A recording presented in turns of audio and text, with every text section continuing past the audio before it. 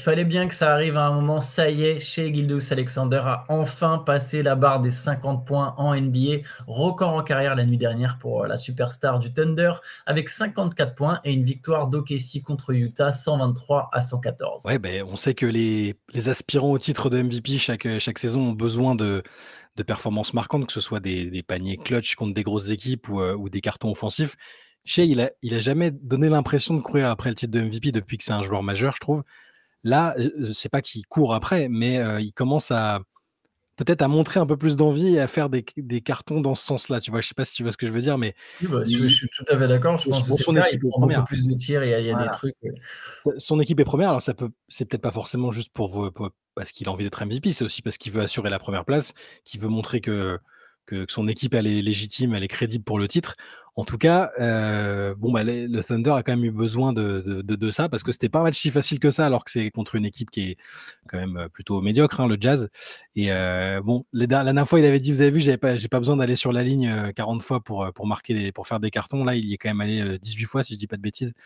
17 sur 18 sur la ligne et quand il est revenu qu'ils ont fait l'écart parce que le Jazz était revenu dans le match. Quand il est revenu dans le quatrième carton, OKC avait plus que 3 points d'avance et derrière Shai et Jalen Williams aussi quand même qui a fait une bonne performance, ont pris les choses en main et le Thunder a gagné. Moi c'est pas la performance qui m'impressionne le plus de sa part, juste c'est un peu un marqueur de ok, j'accepte la lutte pour le titre de MVP un peu. Tu vois, je sais pas si Je vois tout à fait ce un que peu tu ça. veux dire et je partage ton raisonnement. C'est pas le match le plus impressionnant de chez Gilgeous-Alexander. C'est son record en carrière aujourd'hui. Son précédent record, c'était 45 points. Il n'était jamais allé au-dessus de 45. Donc là, 54, il l'a quand même bien passé. Voilà, il fallait qu'à un moment, il ait un match à 50 points. Tu l'as dit, il y a des matchs marquants dans la course au MVP. Après, effectivement, sur ce match, ils ont eu besoin de tous ces points parce que 23 en première mi-temps et il n'y avait que 2 points d'avance pour OKC. 18 dans le troisième quart-temps, c'est toujours serré. Et tu l'as dit, quand il revient, son panier à 3 points qui donne enfin un peu d'air, c'était pas un match facile. Par contre, avec cette victoire, OKC est en tête de la NBA, même carrément pas juste de la conférence Ouest, mais revient à hauteur de Cleveland. Ouais, ils ont le même bilan, ouais. Exactement, parce que les Cavs ont perdu. Juste, je suis en train de regarder entre l'écart entre OKC et Houston et de 7 victoires, c'est autant entre Houston et Phoenix, entre la 2e et la 10e place. Voilà, c'est ce que je voulais souligner. Le OKC est très loin devant et on peut du coup revenir maintenant sur Cleveland. Cleveland qui a perdu contre les Rockets, justement contre Houston. Une fin de match un peu bizarre, un peu particulière.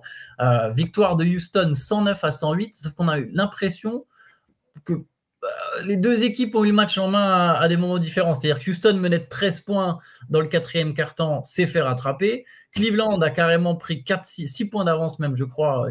6 points d'avance à 4 minutes de la fin. Tu te dis, bah, ça y est, c'est les Cavs quand même, ils vont tenir. Et non, il y a eu 2 paniers à 3 points de Fred VanVleet. Et sur la fin de match, on est encore sur quelque chose de particulier. C'est-à-dire qu'Alperen Sengun donne l'avantage aux Rockets avec 2 lancers. Ouais. Mais derrière, Harrison qui pète un plomb, qui fait une faute flagrante sur une tentative à 3 points de Darius Garland. 3 lancers de Garland, il en a mis qu'un. Ouais, non, mais ils sont à -2. Ils sont à -2. Il a 3 lancers à tirer. Il reste 2 secondes. Il est à 90% sur la ligne depuis le début de la saison. Tu te dis, il va au moins en mettre 2. Et il en met 1 sur 3. Et il en rigole presque à la fin. Et du coup, vu que c'est une faute flagrante de Harrison, ils ont la possession. Ils ont la possession. Et derrière, ils n'arrivent pas à déclencher. Enfin, Mitchell déclenche un tir. C'est Mitchell, je crois. Qui est dans le corner. Il déclenche un tir qui vient lécher le cercle, mais qui est finalement assez loin de rentrer. Mais ouais, ils auraient pu faire un semi-hold-up là-dessus. Fin de match bizarre. Ouais. Garland 90% sur la ligne, c'est là que tu vois que c'est pas pareil de tirer des lancers au milieu d'un match et dans le money time ou à 2 secondes de la fin, c'est quand même autre chose. Bon, il avait pas l'air. Il en rigolait peut-être aussi parce qu'il savait qu'ils avaient encore la balle derrière ou parce que c'était absurde de le voir rater, mais c'était une fin de match un peu cocasse, ouais. Oui, puis c'est des choses qui arrivent au final. Tu vois, les Cavs quand même sont à 36 victoires. Après, il y a des matchs comme ça qu'ils vont laisser.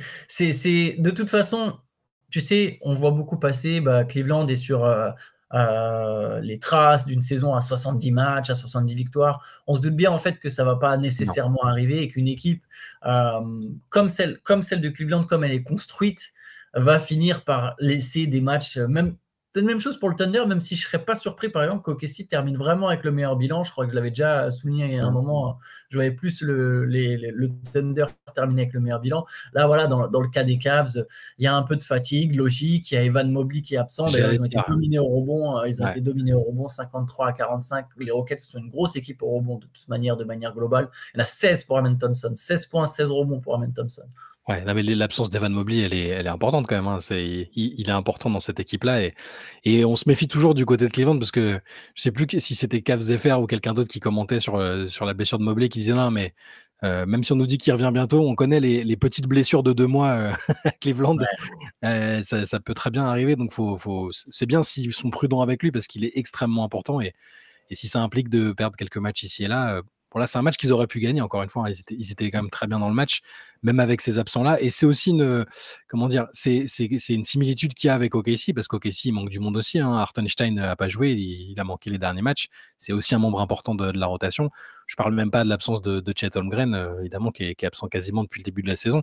C'est des équipes qui arrivent quand même à s'en sortir et à gagner déjà, et même à être dans les matchs contre Houston. C'est quand même la deuxième équipe de la conférence Ouest. Ils arrivent à être pas très loin de gagner à Houston malgré cette absence-là. Allez, je propose qu'on enchaîne avec un duel justement 100% entre deux équipes de la conférence Ouest. Minnesota a battu Dallas 115-114 avec le meilleur match en carrière quasiment de Jaden McDaniels. 27 points, je crois que c'est son record. 8 rebonds, 4 interceptions. Il a été décisif à la fin. C'est lui qui a tenu l'équipe en plus de sa très bonne défense. Les Mavs ont tenté un comeback sur le tard avec Kyrie Irving qui a fini à 36 points, 30 points de PJ Washington, mais nouvelle défaite de Dallas.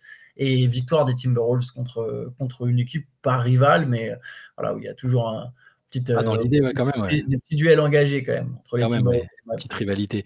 Ouais, Kyrie met un panier au buzzer à la fin qui fait que ça a fini à un point d'écart, mais bon, sur la fin de match, effectivement, McDaniels a été décisif, il a marqué les lancers qu'il fallait, record en carrière, tu l'as dit. Dallas, ça fait, ils en sont à combien de défaites de suite là? 11. Alors, ils ont perdu 11 des 15 matchs disputés sans Luka.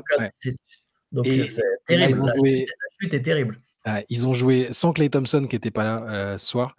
Ils ont joué sans Derek Lively. Ça, c'est aussi des nouvelles autour des Mavs de la soirée. C'est que, la soirée d'hier, c'est fracture de fatigue pour Derek Lively, est extrêmement important à l'intérieur malgré son jeune âge. C'est que sa deuxième saison NBA, mais on avait vu déjà l'an dernier son impact. Donc les Mavs sont décimés. J'arrête pas de dire depuis le début de la saison, les pauvres Pelicans, ils ont pas de bol.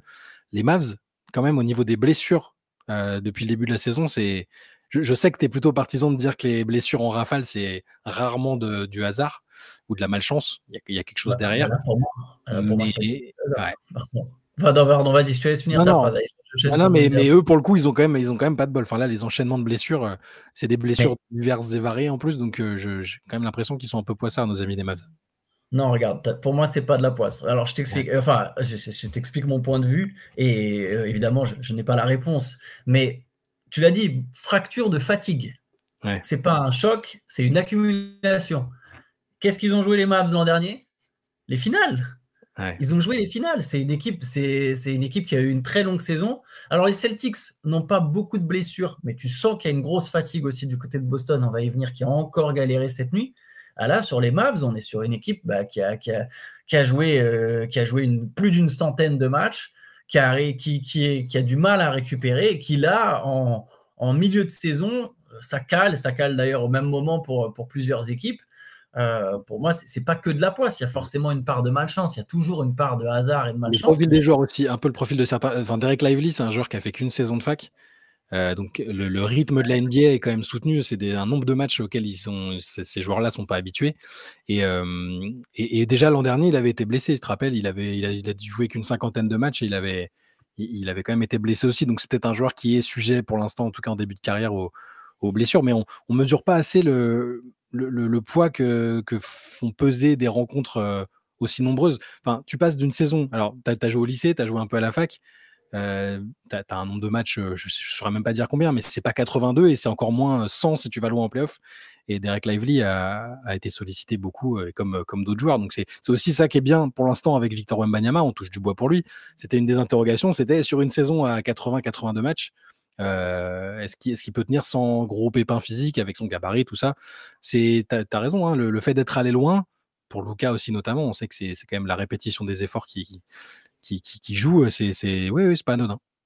Ouais, et pour Lively, c'est 2 à 3 mois d'absence. Pareil, c'est le genre de beaucoup, blessure où au final, ça peut tu vois, ça peut être 3 mois et demi, etc. Alors, il sera réévalué dans un mois, mais ça m'étonnerait qu'on le revoie dans un mois.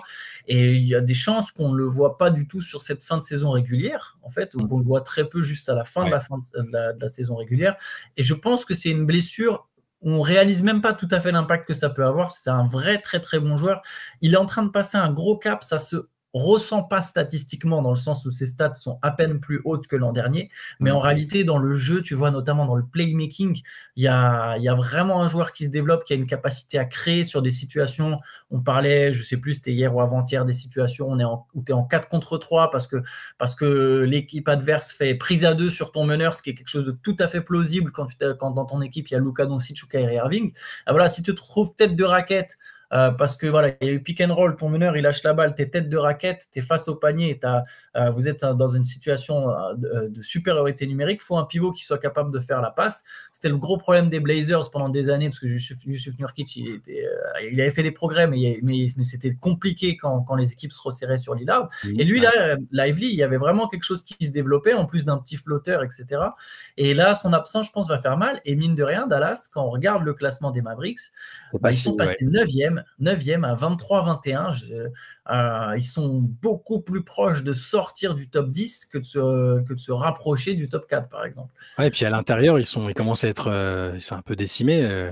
Beaucoup de pression sur Gafford. Kleber, qui avait été blessé aussi l'an dernier, qui avait été une blessure problématique. Il leur reste Dwight Powell. Ça va être un peu, ça peut être un peu léger pour la suite de la saison. Faut voir, peut-être qu'ils vont se placer se positionner sur des joueurs avant la deadline. Faudra surveiller aussi. Allez, je te propose qu'on enchaîne avec la victoire des Pistons contre les Hawks. Ça va très bien du côté de Détroit, une victoire 114-104. Pour le coup, Détroit, sur ses 16 derniers matchs, c'est 12 victoires. Et on a donc la franchise du Michigan qui passe 6e à l'Est. Elle a pris la 6e place des Hawks avec cette victoire où il y a encore eu un très bon Cade Cunningham, 29 points, 6 rebonds, 11 passes. Et à l'extérieur, c'est vraiment une belle équipe à l'extérieur. Là, ça fait 7 victoires en 8 matchs à l'extérieur. Ouais. Donc c'est une équipe qui voyage bien. Et que tu as raison, Cade Cunningham, encore une fois, 29 points, 11 passes, très bon. Petite forme pour les Hawks quand même. Ils ont shooté à 15% à 3 points, 37% en global. Trae Young a fini qu'avec 13 points. Zachary Rizaché, toujours pas là. Hein. Toujours pas là, qui n'est pas encore revenu dans l'équipe. Et Jalen Johnson, qui a fait un super dunk d'ailleurs, assez magnifique, qui était mal parti, mais qui s'est bien rattrapé. Ce coup-ci, ça n'a pas été suffisant. Donc, Détroit convaincants. Je parle d'Atlanta, mais Détroit, vraiment, vraiment une équipe convaincante et qui fait plaisir, qui continue de remonter dans la hiérarchie de la conférence Est. Les Pistons, ils n'ont plus qu'à gagner un seul match et ils feront mieux là aujourd'hui en janvier. Que la saison dernière. Des 5 saisons dernières. Mais oui, qu'est-ce que je raconte? Ils sont à 23 victoires. 5 saisons de suite qu'ils n'ont pas fait mieux que 23 victoires. Il y a 20, 20, 17, 23 et genre 22, quelque chose comme ça, ou 21. Donc ça fait 5 saisons que Détroit est à la ramasse complet avec moins de 23 victoires. Là, ils sont à 23 victoires, 21 défaites. Et il n'y a pas eu de qualification en playoff depuis 2019. Ça sera peut-être pour cette année. Ils vont aller au moins au play-in, je pense. Enfin, je serais surpris qu'ils s'effondrent. Oui, mais je veux pas leur. Voilà, mais bon, déjà rien que ça, quand t'es fan des Pistons, t'es fan d'une franchise historique, tu déprimes. On voit les nombreux messages chaque année que nous envoient certains fans des Pistons, Wax à chaque fois. Les gars, donnez-nous de l'espoir pour les années à venir. Est-ce qu'il y a des motifs d'espoir? L'année dernière, on a dit qu'il y avait des motifs d'espoir quand même, qu'il y avait certains joueurs, mais en l'état, ça pouvait pas le faire. Là, le changement de coach, c'est un peu la réorientation de l'équipe. C'est quand même, c'est une équipe vraiment. En tout début de saison, je les trouvais pas si cool que ça à avoir joué. Je les mettais pas dans les équipes que je préférais voir. Là, ils sont vraiment bien et la montée en puissance de Cade Cunningham, c'est une des histoires de la saison quand même, je trouve. Je suis d'accord avec toi. Sacramento a battu Golden State 123-117. Joli comeback des Kings, qui étaient menés de 18 points en première mi-temps, qui sont revenus à la faveur d'un troisième quart-temps absolument spectaculaire. Et derrière, on a eu un money time engagé, assez intense, assez serré, mais au cours duquel les Kings se sont imposés parce qu'il y avait tout simplement plus de puissance de frappe, plus de joueurs capables de mettre des points. 32 points pour DeRozan, 26 points, 18 rebonds pour Sabonis, 20 points de Malik Monk qui a été excellent justement dans le quatrième quart-temps. Et voilà, victoire contre les Warriors où on retrouve un Andrew Wiggins à 25 points. Lui, pour le coup, a eu des passages assez intéressants dans le Money Time. Ouais. 17 points de Buddy Hield et 14 points pour Stephen Curry qui a pu prendre que 11 tirs parce que justement, lui était doublé sur les pick and roll de la situation dont je parlais tout à l'heure. Donc, il a délivré 12 passes décisives, mais il n'a pas pu souvent prendre sa chance en fait. Ouais, non, mais les Warriors ils se sont encore effondrés. C'est à nouveau un match où on a l'impression qu'ils retrouvaient un peu d'allant et d'efficacité et tout ça, mais la fin de match que tu décris là, c'est des tirs précipités. Curry le premier, il y a des tirs qu'il prend. Alors c'est Curry, donc il n'y a pas de mauvais tirs pour Curry en théorie, mais il y a des tirs précipités, il y a des fautes offensives un peu bêtes, une défense qui est beaucoup moins sérieuse que plus tôt dans le match. Et contre une équipe comme Sacramento qui est en confiance, qui lâche pas, qui est à domicile, ça pardonne pas. Hein. Ils étaient encore en tête à 4-5 minutes de la fin. Wiggins a plutôt fait un bon match, tu as raison de le dire, 26 points. Il met un panier à 3 points, c'est un des derniers. Après j'ai trouvé que les Kings avaient vraiment pris le dessus. Toujours pas de Draymond Green du côté des Warriors et une défaite à nouveau un peu déprimante pour eux. Ouais, pas de Draymond Green, pas de Jonathan Kuminga. Je pense quand même deux absences importantes pour Golden State. Ouais. Pour aller faire. Mais c'est vrai que chaque match compte, surtout contre un concurrent direct dans la course au play-in. Donc, c'est des défaites un peu délicates. Les Celtics ont battu les Clippers, mais ils ont galéré à battre des Clippers qui étaient privés de James Harden, d'Ivica Zubac, de Kawhi Leonard, de Nicolas Batum. J'en oublie certainement. Donc, c'était vraiment une équipe bis des Clippers et pour ça, et il a fallu quand même une prolongation pour que Boston s'impose 117-113. Alors ils se sont repris en prolongation, mais ils ont mal géré la fin de match et notamment la possession quand ils sont à +2, la dernière position qu'ils sont à +2, il y a des mauvais choix en pagaille. Avec Jalen Brown qui perd le ballon, c'est qui fait une passe en retrait et Derrick Jones qui intercepte, c'est là. Ouais, bah en fait, sur le dernier panier. Même la remise en jeu de Derrick White est mauvaise, c'est-à-dire qu'il fait une passe à Jalen Brown qui est complètement isolé à gauche dans le corner, qui en plus doit commencer à dribbler sur sa main gauche, et c'est pas cette action qui va rassurer tous les internautes qui aiment bien se moquer de la main gauche de Jalen Brown, parce qu'il est pris à deux directement sur sa main gauche, dans un coin refermé. Bah évidemment, sa passe, elle est pas bonne, il perd la balle, et derrière, il y a Derrick Jones qui file en contre-attaque, qui égalise. Après, voilà, Boston s'est repris en prolongation, mais voilà, victoire douloureuse des Celtics avec quand même 25 points de Jalen Brown, 20 points de Derrick White, 24 points de Jason Tatum, 7 rebonds, 8 passes aussi pour Tatum. Je me suis mis sur le match dans le dernier quart-temps et puis je n'avais pas forcément checké la compo des équipes au début, mais je vois Jaden Springer, je vois Kobe Brown, enfin il y a plein de joueurs, mais qu'est-ce qui se passe dans ce match? Et puis effectivement, les Clippers avaient beaucoup d'absents. Et bon, Boston s'en sort bien. En prolongation, ils n'ont pas souffert parce que leur début est très très bon en prolongation. Ouais, ils ont fait les paniers externes, Derrick White et tout. Mais même là, même en prolongation, les Clippers se sont quand même accrochés. Et quand tes meilleurs joueurs sont pas là et que tes seconds couteaux arrivent à s'accrocher, à faire des bons matchs, comme ça a été le cas là, Derrick Jones, 29 points, ça doit être son record en carrière, je pense. C'est pas un joueur qui score beaucoup, mais il a été très bon. Amir Kofi était bien, Kevin Porter aussi, dont on parle pas beaucoup cette année, mine de rien, mais là, fait un beau match. Les Clippers sont bien battus et les Celtics, il n'y a pas de quoi fanfaronner, effectivement. Quel match est resté? Alors, Memphis a battu Charlotte, je crois que c'est le dernier match. Ah non, il y a Phoenix, Brooklyn. Là, je te propose qu'on passe en très speed. Memphis a battu Charlotte 132-120 malgré 38 points de Mark Williams, c'est son record en carrière. En face, 22 points de Jaren Jackson Jr., 24 points de Desmond Bane. Je ne sais pas si tu veux ajouter quelque chose sur cette rencontre. Non, juste Memphis qui revient un peu plus près de... La bataille continue pour la deuxième place dans la conférence Ouest et on peut juste souligner que Moussa Diabaté a joué 15 minutes, 3 points de rebond de contre. Bon, dans un soir où la star des Hornets, c'était effectivement Mark Williams avec son record NBA. Et du coup, Phoenix a écrasé Brooklyn 108-84 avec 32 points de Devin Booker, 24 points de Kevin Durant qui faisait son retour justement du côté de Brooklyn, 15 rebonds de Dick Richards. Ouais, les Nets, c'est déjà compliqué, mais là, il manquait Cam Johnson, D'Angelo Russell, Ben Simmons, toujours pas de Cam Thomas, c'est un peu. Voilà, Un c'est un match peu sur la trois, un match sur trois, il va te manquer des joueurs majeurs. Et là, pour le coup, c'est beaucoup de diplomatie, je pense, à travers Voilà, ces blessures. tout à fait. Allez, on peut enchaîner avec quand même une des grosses infos de la journée. C'est la suspension de Jimmy Butler, la nouvelle suspension de Jimmy Butler, deuxième fois, à peine revenu, à peine reparti. 2 matchs de suspension pour Jimmy Butler. Alors, dans le communiqué officiel du Heat, les raisons de la suspension, il y a le comportement, non-respect répété des règles de l'équipe, comportement du coup jugé préjudiciable. Parmi ça, il y a notamment le fait qu'il a raté aussi un vol. Mais voilà, ils ont insisté sur le fait que c'est pas que le vol raté pour Milwaukee, un vol d'équipe. Du coup, Miami s'envolait pour Milwaukee, il a raté l'avion. Et donc, il ne jouera pas contre Milwaukee et contre Brooklyn. 2 nouvelles suspensions sans salaire. Et je me demande, Shai, est-ce que Jimmy Butler n'aurait pas joué son dernier match en fait avec Miami déjà? C'est très possible. Il y a beaucoup d'histoires d'avions et de vols dans cette relation entre le Heat et Jimmy Butler.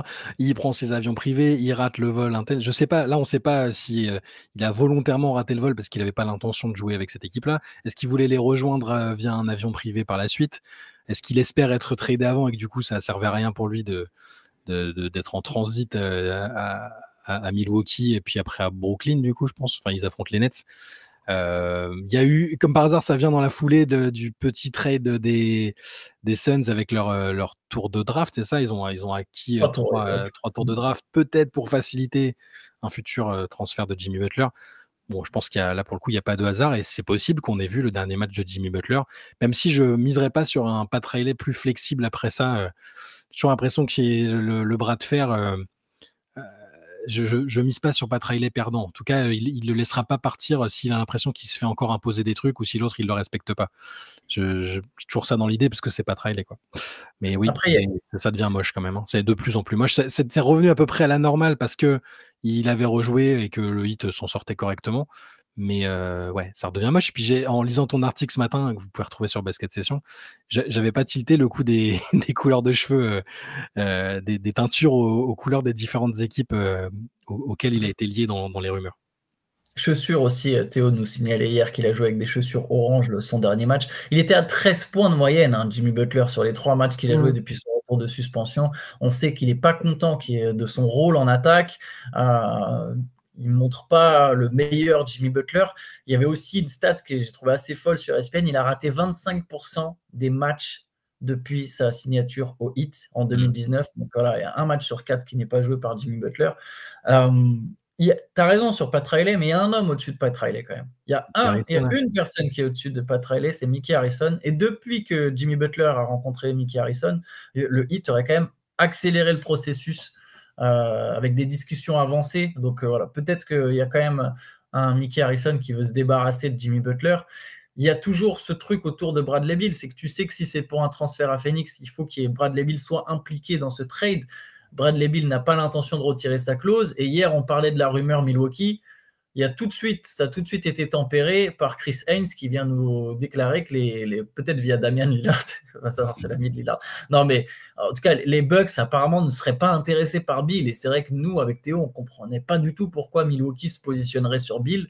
Et effectivement, il n'y aurait pas forcément un intérêt des Bucks pour Beal. Donc, qui va vouloir prendre Beal? Et si cette équipe prend Beal, là, vraiment, de nos jours, je vois vraiment pas même une équipe en reconstruction, il faudrait que tu l'abondes de pics pour l'accepter de se prendre une star qui a encore 2 ans de contrat à plus de 50 millions et qui a une clause d'intransférabilité. Donc, c'est surtout ça pour moi qui va compliquer l'affaire au-delà de. Ben, tu as raison aussi, Pat Riley ne voudra pas être perdant, mais cette histoire-là, je me dis, ben, je vois pas comment ça peut être les Suns. Ça peut pas facilement être les Suns, quoi.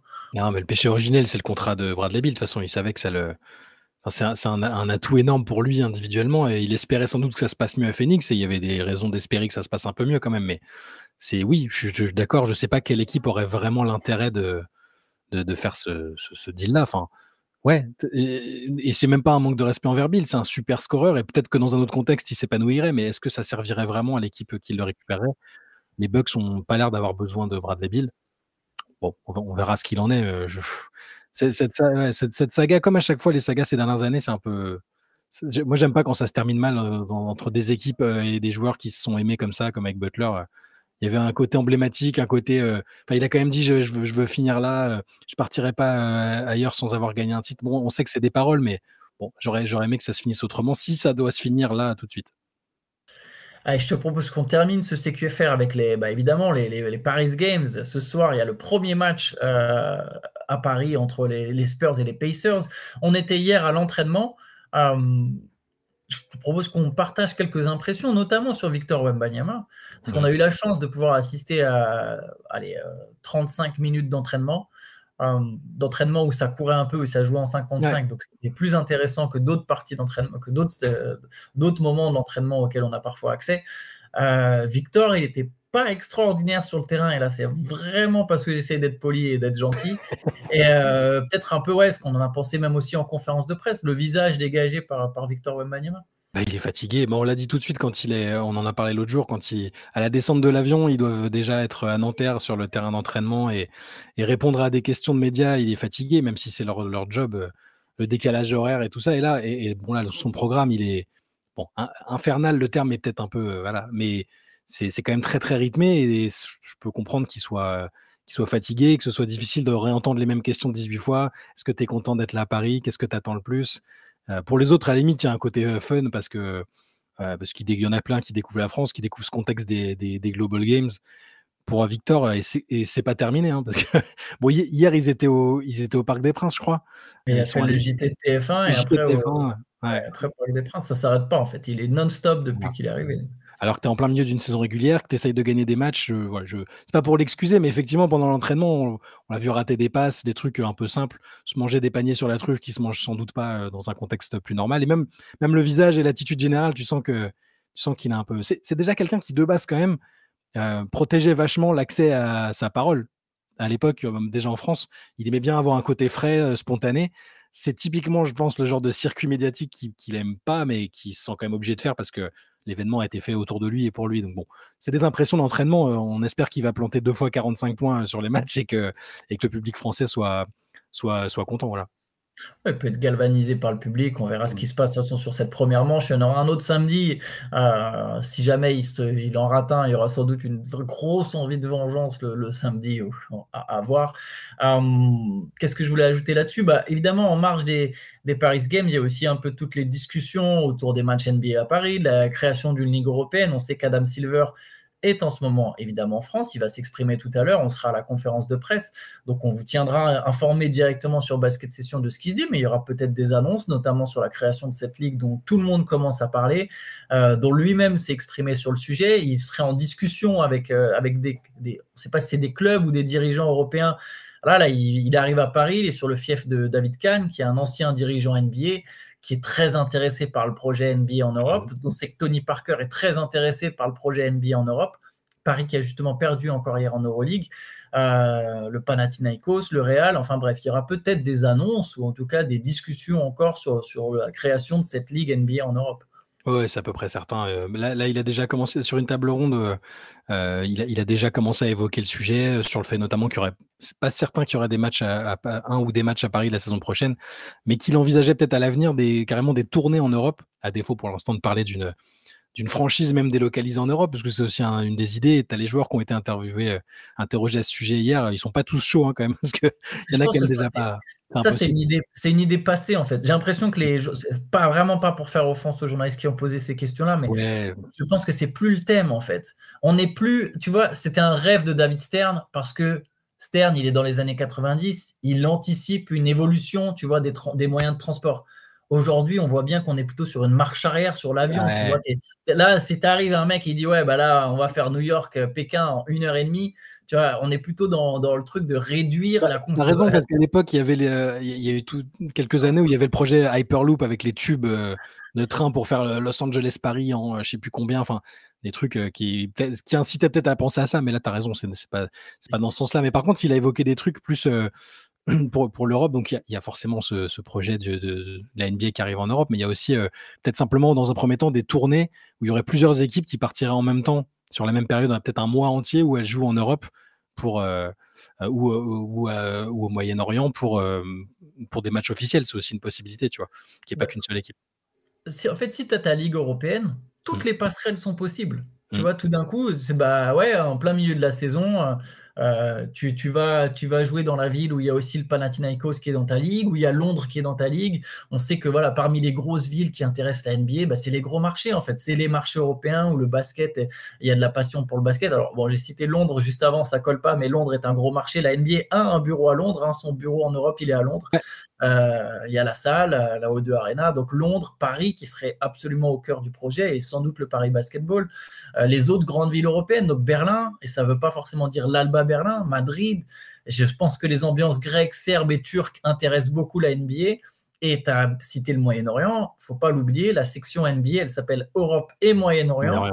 Il y a de l'argent à Abu Dhabi, il y a de l'argent à Dubaï. Il y a une équipe de Dubaï qui aujourd'hui est dans la Ligue Adriatique, qui joue contre le Partizan Belgrade, contre l'Étoile Rouge de Belgrade.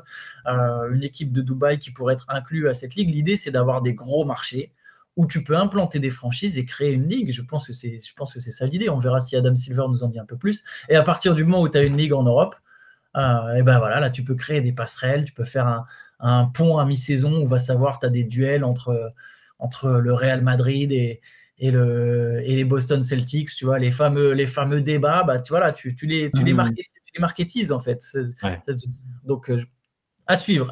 On en saura peut-être un peu plus aujourd'hui ou sur cette fin de semaine.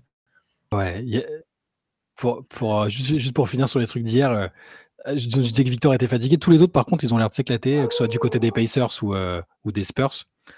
Tous les autres ont l'air vraiment en bonne, d'être contents d'être là. On a vu Devin Vassell, on a vu Harrison Barnes, Chris Paul, très sympa aussi. Haliburton, j'ai beaucoup aimé encore. Moi, j'aime beaucoup Haliburton en tant que client média. Je l'écoutais beaucoup dans les podcasts avec Reddick notamment, et j'ai trouvé excellent client notamment. Non, je suis d'accord avec toi. D'ailleurs, la plupart des gars à qui on a pu parler un peu avaient l'air pour le coup très sympa. Ouais. Juste, je termine sur Paris. Effectivement, hier, Paris a perdu en Euroleague contre le Partizan Belgrade. J'ai plus le score en tête, mais c'était une défaite. Allez, je vais vous retrouver ça en vitesse. Je vous le dis tout de suite, juste quand même. 92-86, pardon. Voilà. Et Paris qui est toujours 3e égalité, mais avec un match en plus, il pourrait y avoir. Pardon, troisième. Paris qui est toujours 3e. 13 victoires, 9 défaites. Ouais. Allez, on va s'arrêter là-dessus. On se retrouvera demain de toute façon pour un gros débrief du match NBA de ce soir entre les Spurs et les Pacers à Bercy. Donc d'ici là, bonne journée à tous. Ciao, bonne journée. Ciao.